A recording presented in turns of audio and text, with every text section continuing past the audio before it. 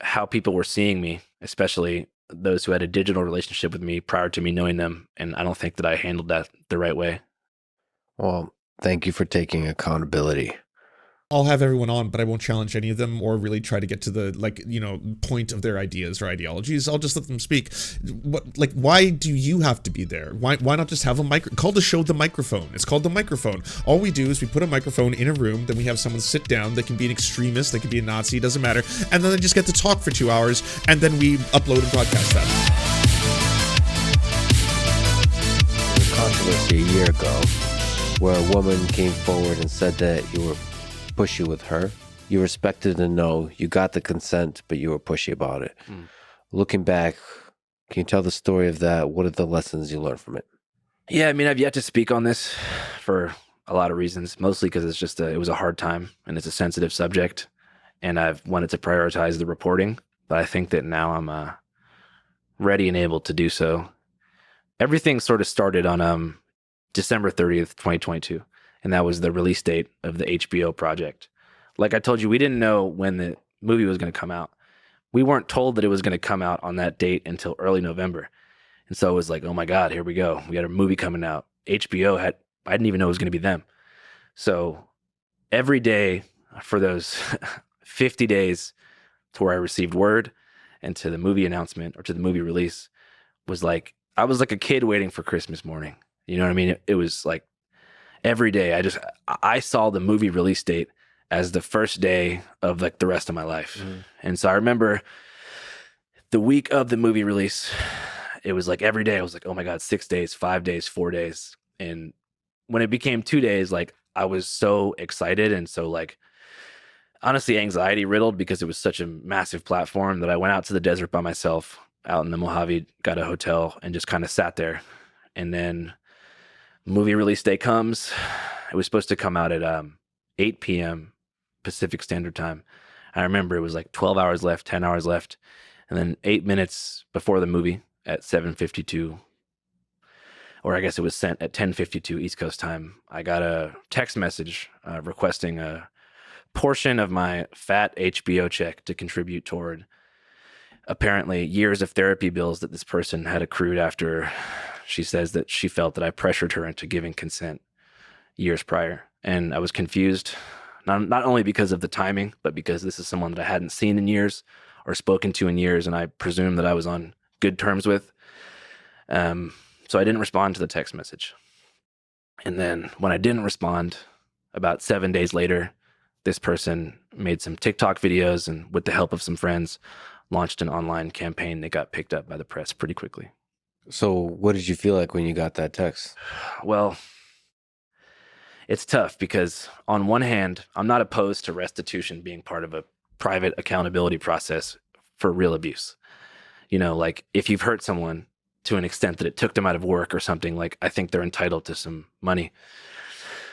But unfortunately, as I later learned, this person had legal counsel, and this was an attempt to basically create evidence by extracting a confession from me to use as precedent for a civil lawsuit to the tune of a couple $1 million.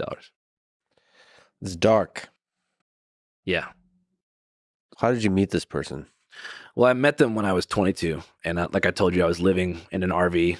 Okay, sorry, I got to stop it there. I don't know if he's going to mention anything else, but it wasn't just one person. There is a lot of accusers. At the time, there was multiple people who started making and uploading videos, and once one person had spoken out about the, kind of experiences that she'd had with Andrew Callaghan, another person then made another video, and then a couple more people ended up speaking to a magazine outlet to speak about how he was in tour. They had been victims of him and his sexual assault. I'll run through the list, but like if he's only going to focus literally on one person, then that's really fucked up because like that's not the story. I mean, I'm not saying that none of that's true. It could be 100% true that someone reached out to him, that someone said, hey, by the way, I think you owe me compensation for all the therapy. I didn't actually want to consent to having sex with you. But what about all the other stories, right? Like if you're going to boil this all down to like this was just an extortion attempt, that's fucked. And extra fucked if you're the person speaking to Andrew Callaghan and you just like leave it there. Making this show called All Gas No Brakes. And I would travel between cities like every other day. And so I would basically pick a new city And I got in this like pretty bad habit of what I would say is essentially treating Instagram like a dating app. You know, I would go to a new place, I'd post my location, I'd surf the DMs, and I would look for like fans to meet up with. It wasn't always girls, it was just people to party with because I was also partying every night, but a lot of times ended up being girls and stuff. And so that's kind of how Yeah, the I'll go through situation the was. list. I didn't have sex with this person. Had a consensual encounter that they reached out to me about 2 weeks after saying, hey, I don't want you to take this the wrong way. But looking back, I felt a lot more pressure to agree than I realized in the moment. I don't think this is any fault of yours. I just think that you came on a bit too strong and I didn't want to let you down. So I just want to like also speak about the power imbalance here, because Andrew Callaghan, yes, a lot of this did happen, and a lot of these revelations happened at the time when his movie was coming out on HBO, and that's when he kind of did that jump. He went from being like not just regular superstar internet celebrity to celebrity, and in that same time, a lot of people started coming forward to say, hey, by the way, I didn't realize that this was the same person that I know, and I've had a horrifying sexual encounter or experience with, but it is, and people should know this about this person, who I'm now seeing on HBO and I'm seeing on posters for movies and stuff like that. And he's partying and doing, street stuff with Hassan Piker and things like that. Like, this dude is all over the place. And like a lot of people, myself included, I fucking loved All Gas No Breaks. I love Channel 5. Like, the idea that the left, only talks about potential predators or sexual assaulters when it's people on the right is just not true. I mean, I was devastated to hear. But it's one of those things too that like,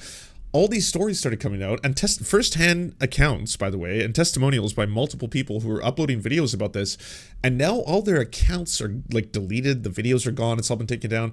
I have no way of knowing in one direction or another what ended up happening. Did people just not want to have the onslaught of hatred that comes from people who think that women are just always lying or faking it or doing this for money or doing this for fame or doing this like just simultaneously? This one specific person has all of these people who say that they've had similar horrifying experiences with him, and it's happened to different people in different areas of the United States, as he has been on tour before.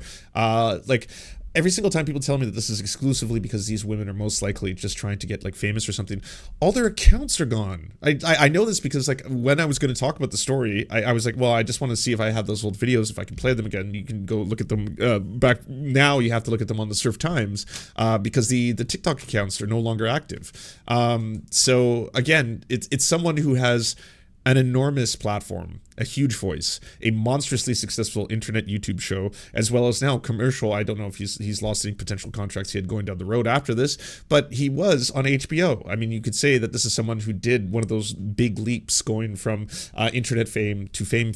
And in the process, obviously, multiple people suddenly were aware that he was becoming, I guess, famous.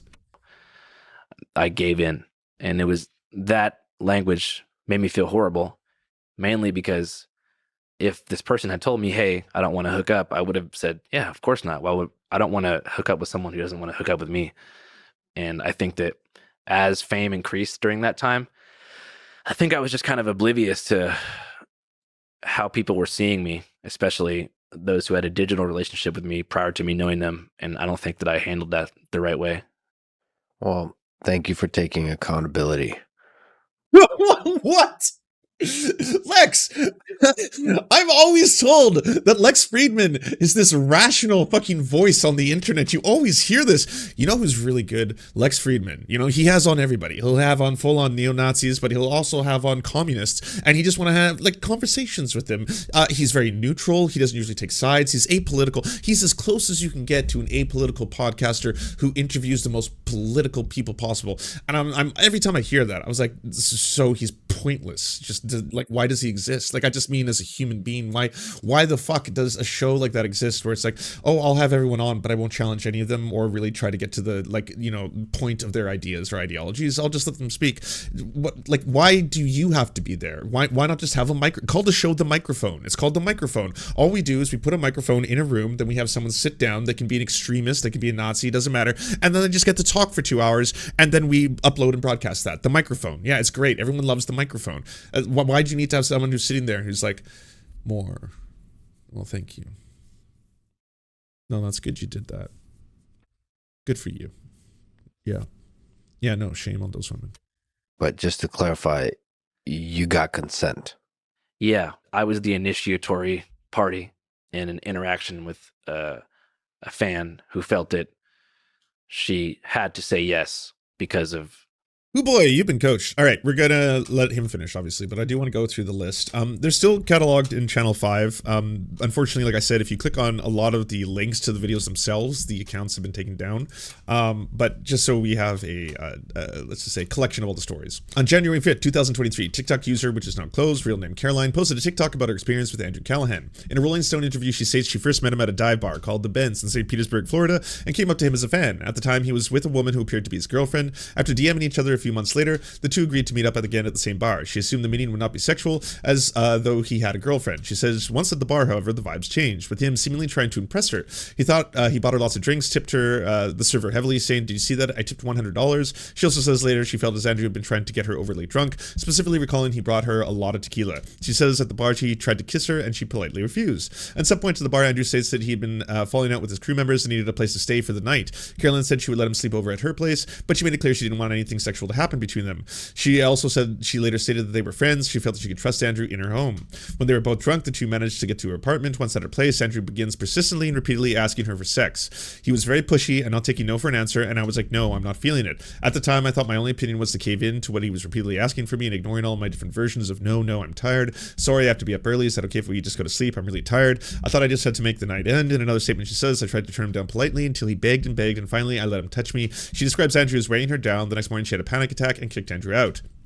In an interview with The Stranger, Caroline said, Andrew sent her text saying the last thing I wanted to do was make you feel any sort of pressure. In those messages, she acknowledged their encounter and his persistence was brought up trauma from past situations for Caroline, who had previously been assaulted. In an article with NPR, messages between the two were revealed that Andrew said he recognized the power dynamics can dramatically warp consent, and the two had prior partners reach out, which has started dialogues. It seems he was taking some accountability. However, described by Caroline's friend, Andrew's opinion flipped. Caroline said at another point he eventually texted and gaslit her with his own completely different version of that night.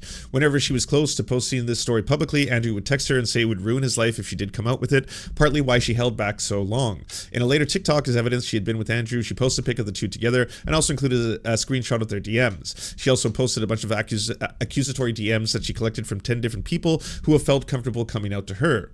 More of them are going to be as we go on. Moldy Freckle, real name Dana, posted a video on TikTok. That TikTok account is also down. The story starts on January 29th, 2019, as that's when the first DM'd Andrew thinking that he was cute, and he responded. From there, she would meet up with Andrew occasionally for sex, but only when she was extremely drunk. After knowing him for a little bit, she began to feel Andrew gave off bad vibes, describing him as mean, creepy, and sexually demanding. One day when Andrew again messaged her to hang out, she refused, explaining she didn't like the type of person that he was. Andrew said he wanted to apologize, so she reluctantly did accept the date. On the date, he proceeds to barely apologize and continuously asks her to have sex with him in the car. When she refuses, he then asks her to drive him home.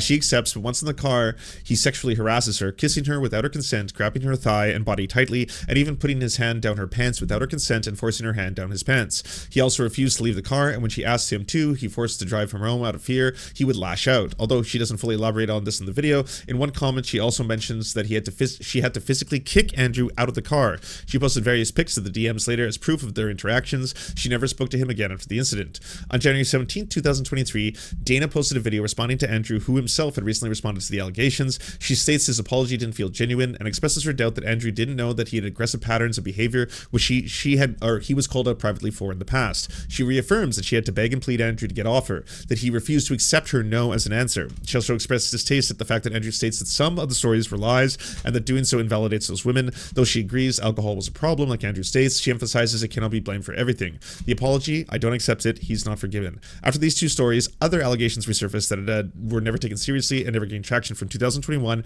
and 2020. So Caroline's friend, the 2021 allegation, this goes way before all of this. During August 2021, an Instagram story from the account accused Andrew of sexually assaulting one of her friends. This was later revealed to have actually been earlier reporting Caroline's assault from after a Reddit thread. In the Reddit thread, Caroline's friend goes more in depth about her experience. She said the night of the assault occurred after Caroline had called her, bawling her eyes out, and essentially told her the exact same story that she later revealed to TikTok. After originally posting the allegations to her Instagram account, Caroline's friend received private DMs from other victims and then posted the story, keeping their anonymity. One DM she posts is from someone who states that she's known Andrew for a long time and he's done similar things to at least 3 other girls, all all in different cities, most of them underage. Now, this is the part of the story that, like, I think is being completely skipped over, but like that's the part, one of the huge parts I remember as well.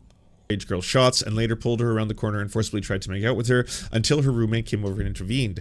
They got her away from him and the girl kept repeating she had a boyfriend. Andrew responded, "It's cool. I have a long distance girlfriend. We are open. Do you want to have a threesome with us when she comes to town next week?" And kept her in a corner, pushing her on the idea until the roommate's boyfriend went over and tried to fight him. The two broke away from Andrew, left the bar to go home, but Andrew followed them halfway to their dorms until they started to sprint out faster in fear. Another odd note is that Andrew for some reason lied about his age and told the girls that he was 22, but this is taking place in 2017. That would have been impossible. He would have been roughly 20. He also must have had a fake ID because he was buying drinks. Another note, the commenters have questioned how the 17-year-old got into a bar. One was 18 plus venue that with the bar attached, and two, that specific bar reportedly was notorious for getting packed with underage people. According to the Redditor who posted that story, this person originally created the thread with photos of Andrew to show that the DMs were true. There's another poster story.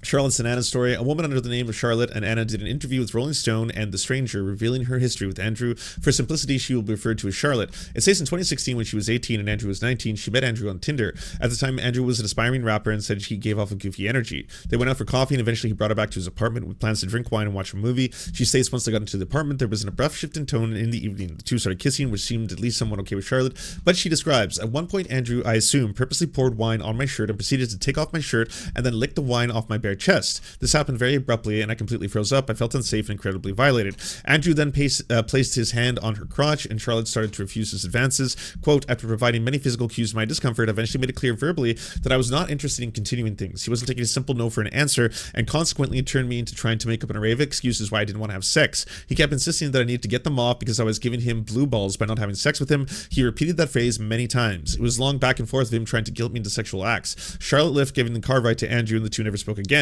Rolling Stone and The Stranger said Charlotte sent them proof that she'd been complaining about Andrew's behavior to friends since at least 2019 via screen grabs and screen recordings. She also says that she came forward because of Caroline's story.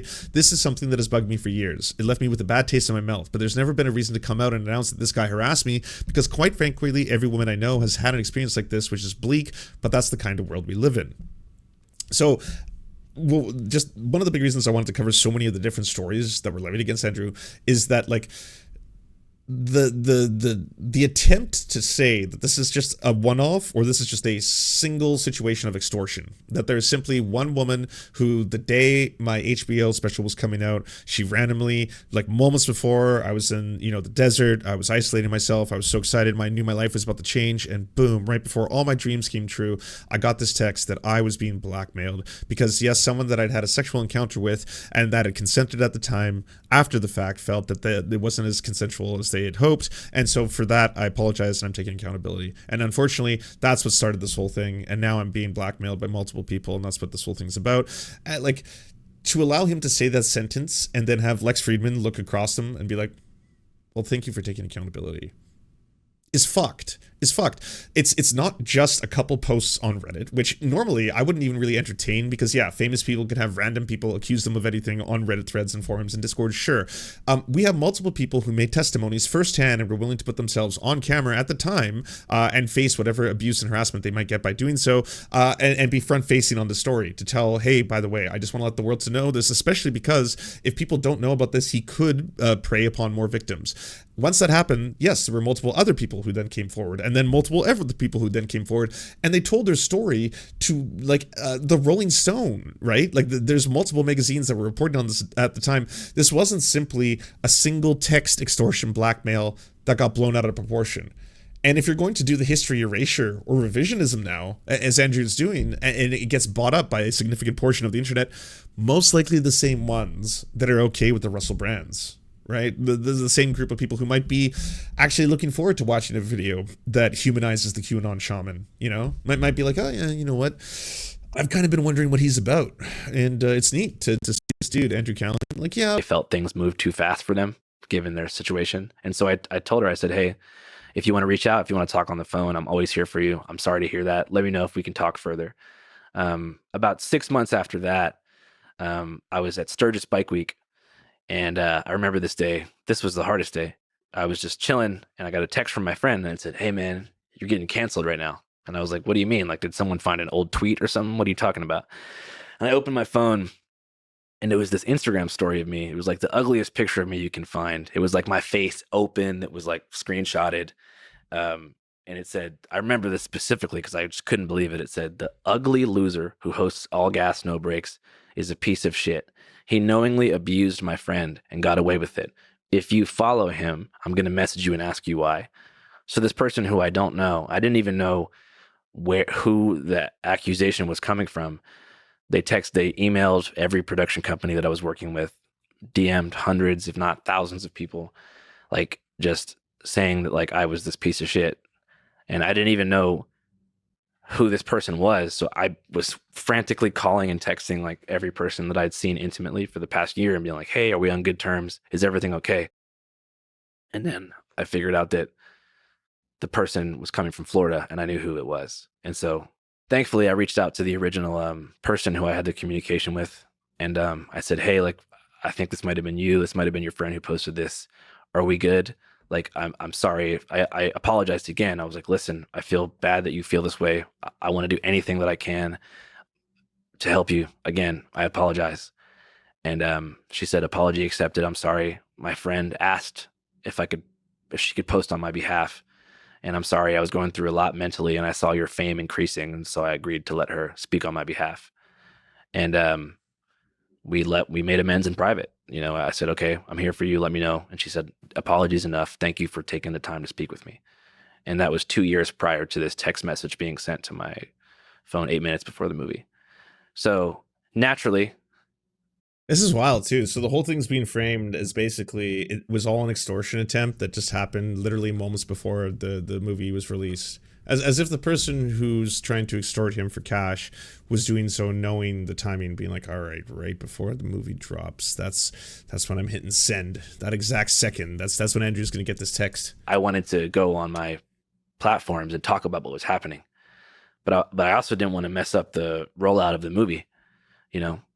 And so the PR firm was like, yeah, so just so we're clear, by the way, this wasn't a single text made by an extortionist trying to get money from him as his movie dropped. This is like years and years of people making accusations. Now, you can say the earlier ones, and a lot of them are simply anonymous ones on the internet. And yes, take anonymous accusations with a grain of salt. Anyone can post anything on the internet. That much is true. But there was an outpouring of stories and interviews with people who had firsthand accounts that occurred because more people were coming forward, as often is the case. When a couple people come forward to say, hey, by the way, I have, I know at great personal risk to myself, I'm going to state that I was sexually assaulted by this person because I need the truth to come out and I need people to know about it. When there's suddenly an outpouring of other people who feel safe enough, like, oh wow, okay, yeah, that the same thing happened to me. Similar patterns too in multiple different stories. And again, I'm talking about first-hand accounts, not anonymous stories on the internet. First-hand accounts of people being, he was either trying to ply us with liquor, he was trying to follow us, he was stalking us, he showed up at train stations, he followed me home to my dorm, he was trying to get into my place, he was saying he has nowhere to stay, he was then trying to force himself upon me when I was saying no multiple times, he was trying to do that to one of my friends who was underage, all this kind of stuff. It's like story after story after story after story. If the version on the other end now is just going to be, yeah, it was one person that I did have sex with who said it was consensual at the time and then decided afterwards that it wasn't, and I'm deeply sorry, and that same person is trying to extract and extort me for money, and that's all there is. That's the whole story, really. And then, I mean, that's why, again, what's the point of Lex Friedman then? You should just call the show the microphone. Just let Andrew talk for an hour and say whatever he wants to say. Why be there and be like, well, thanks for taking accountability. You did it. We got this. We'll handle this for you. And that was, I guess, by way of a TMZ thing that said Andrew Callaghan is devastated. I'm not sure why they thought that was going to make people be in my favor, but yeah, it was just a picture of me on NBC that said Andrew Callaghan devastated by allegations. That was their plan, I guess, to show that I was remorseful or something, you know. How much of this do you think lawyers kind of pushing this? Hey, Adrian Vixen. I haven't go check out when money and Vixen's fame channel. are involved. Well, I wish I could say the lawyer, but I just can't. That was involved in this. But I will tell you that I try to lean away from resentment and toward accountability completely. What was my role in the situation? How can I never make someone feel like that again? What can I do? What changes can I make to make sure that, one, I never treat someone this? Such a rich thing to say when you're going to ignore all the other accusations. It's like, holy shit, there's so many people who have stories. What about the person who did an interview with the Rolling Stone and says firsthand that Andrew Callaghan sexually assaulted her in a car to the point that she had to actually physically try and stop him? That's like, that has nothing to do with anything that you mentioned so far. That's completely independent. And two, to never story, be in that position again. Victim, Well, survivor. again, thank you for taking accountability. And the main reason I talk about that is because it wasn't just that person. There was multiple people who made videos reporting similar behavior. And so it's obvious that that was a pattern of behavior of mine.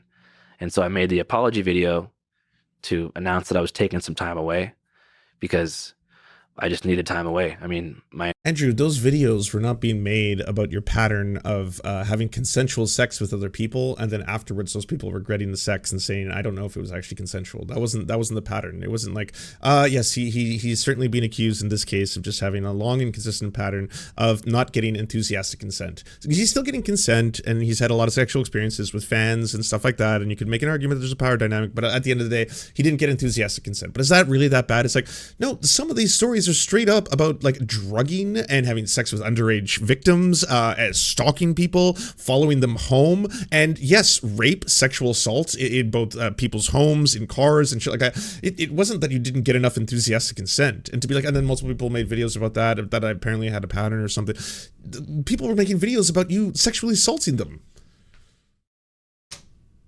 entire support system. And the people saying like, is he beyond redemption? If you're not going to take any accountability, if as far as you're willing to say, well, I am actually culpable in the story insofar as I thought I had enthusiastic consent, but I didn't. And so I had to take a long, hard look at myself and realize that maybe I made some people uncomfortable. It's like, that's like maybe I'd say one of the lighter things that you're accused of. You're addressing one of in this long list of stuff where it's like, in terms of like, you know, how bad everything is, that yes, that's bad, but some of the stuff is actually much, much worse. Collapsed. My friends at the time disappeared. I was getting like obituaries texted to my phone that were like, hey, it's been nice knowing you. It was great to see you grow. Good luck. You know, like I was dead. And it got dropped from my agency. No one gave me tough love. No one called me to ask me if I was all right. It was just everyone disappeared in a week. By the way, all the accounts are still like all the accounts of the people who were accusing him, they're gone. Their accounts are gone. I don't know if they deleted themselves because they didn't want to have to face, you know, the public backlash. I don't know if that's part of an agreement that was made. I don't know what happened there. But he's still got a show. He's still going on podcasts. He's still on the Lex Friedman podcast and still making fucking tons and tons of money doing this. Thank you for taking accountability. But I just hate. What are you talking about? What accountability? Lex, do you know what this word means? That's twice now. Thanks again. Thanks for taking accountability. You're a good man. You're a good man. Evil people out there. You know? Evil women. How many cowards there are out there. Like, I was doing a bit. All the cowards. People hit low points is when you should help, when you should stand with them if you know their character. Yeah. And it was just it was hard to separate like the initial situation that I knew was more or less a setup and the possibly genuine other accounts. And so it was like, all right, you know what? At this point in my life, I want to be on the right side of history. I don't want to be the anti-cancel culture mouthpiece. I don't have the mental strength to fight this, especially because I was envisioning the HBO drop to be this like the world opens up to me moment, and it was just the reverse. But it wasn't so much the media reporting on it that hurt me. It was just little stuff like a childhood friend that you love, seeing they unfollowed you on Instagram, or just like seeing someone on the street that you grew up with and like waving at them and they don't do anything back. And you're just like, oh my God, man, like this is my new life. But what are you supposed to do? Thankfully, I like somehow 2 weeks after I met an amazing partner who I'm still with to this day. And I was able to conquer my two biggest fears, which is monogamy and dogs. I was terrified of dogs and terrified of having a girlfriend. Now I have a girlfriend who I love and two dogs. So What were the? I mean, I think that's a bit of a tell. Dogs know. Dogs can smell evil. They know. Yeah. And probably if you had your entire life dogs barking at you, there was something going on. What was the lowest point? well, right after this happened, I entered like recovery programs. Started with AA, but then I found a more specialized program that dealt with the issues that I was dealing with. Say the hardest point was logically deducing that the lives of my loved ones would be better off if I was gone. You know what I mean? And Okay, I'm not going down this road. Yeah, this is fucked. It sucks. It's brutal. I would rather see Andrew address or take any accountability for what's going on. And it's just like, it's so pathetic that there's just like platforms and venues for this. All you ever hear on the other direction is about how you know, all the women in this case, and what are we at, like 9 or 10 direct accusations. Well, maybe, okay, let's get it down to about 6 direct accusations from first-hand testimony, people willing to actually tell their stories, some of them directly facing on camera, some of them to magazines and interviews, but all of them a varying degree of either sexual assault, of trying to again stalk people, follow them home, sexually assaulting them, drugging them, stuff like that. And then there are all of the potentially anonymous accounts or secondhand accounts that were told to them by other victims, some of whom were underage, some of whom again were stalked, all that kind of shit. Like that, it's a lot of fucked up behavior, that, yes, rightfully should be called out. This like, who has the platform now, though? When all is said and done, right, when there's that many accusers, now the whole thing boils down to his version of the story, which is the only one that's really gonna, I guess, be told from here on out, because all the other accounts are gone. One person texted him to try and blackmail him late at night. That's what took place, right? Howdy, everybody. I just wanted to let you know that for the cost of a cup of coffee, you can unlock bonus uncensored episodes of Mind Explosions by going to patreon.com/theserfs. Our videos couldn't exist without your support, and all our content is released early to our Patreon subscribers, as well as a ton of extra content you can't get anywhere else. Please like, subscribe, and thumbs up this channel. And if you're feeling extra perky, share it anywhere you think people would like to see or learn from our videos. Thank you so much for watching, everybody. We first want to give a shout out to everyone who makes this show possible. This program is produced thanks to the generous support of our Patreon supporters: Anna Loves Riley, Irian McCarthy, Cheryl Alvarez, Comrade Junkie, Doug Caddy, Everything Important, Hagbar Celine, Jimmy Sombrero, Multi Mondi, Omni, Peanut Butter Blondie, Political Poppy, Preston Kroll, Quite 185, Richard Bomey, Riley and Anna, Roller Dragon, Ruby, Cernicus, Stellar Gwyn, Sebastian Demmel, Travis McClinton, and Words Greenwood. As well as every other person you see on the screen right now, this show would not be possible without them. And if you want to join these wonderful people who make this entire program possible, simply go to patreon.com/theserfs and you can unlock uncensored and bonus episodes and, you know, help us exist.